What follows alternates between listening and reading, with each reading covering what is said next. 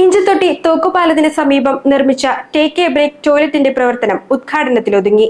ലക്ഷങ്ങൾ മുടക്കി നിർമ്മിച്ച ഈ സംവിധാനം ഒരു ദിവസം പോലും പൊതുജനങ്ങൾക്ക് പ്രയോജനപ്പെട്ടിട്ടില്ല.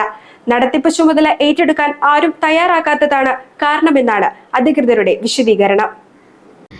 ഇഞ്ചത്തൊട്ടി തൂക്കുപാലത്തിന് സമീപം കീരമ്പാറ പഞ്ചായത്താണ് ടേക്ക് എ ബ്രേക്ക് പദ്ധതിയിൽപ്പെടുത്തി ടോയ്ലറ്റ് നിർമ്മിച്ചത്.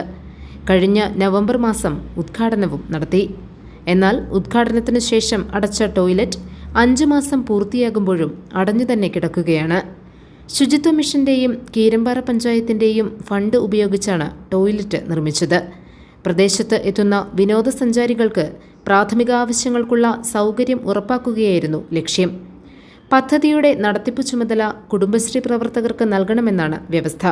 പലതവണ ശ്രമിച്ചെങ്കിലും നടത്തിപ്പ് ഏറ്റെടുക്കാൻ ആരും തയ്യാറായില്ല. വളരെ കുറഞ്ഞ വരുമാനമേ ലഭിക്കൂ എന്നതാണ് വിമുഖതയ്ക്ക് കാരണം. വരുമാനം ഉറപ്പാക്കാൻ അനുബന്ധമായി ചെറിയ കട നടത്തുന്നതിനുള്ള അനുമതി കൂടി നൽകാനാണ് ഇപ്പോഴത്തെ ആലോചന. വൈകാതെ തുറക്കാൻ കഴിയുമെന്ന പ്രതീക്ഷയിലാണ് അധികൃതർ. GTV news, Keerampara.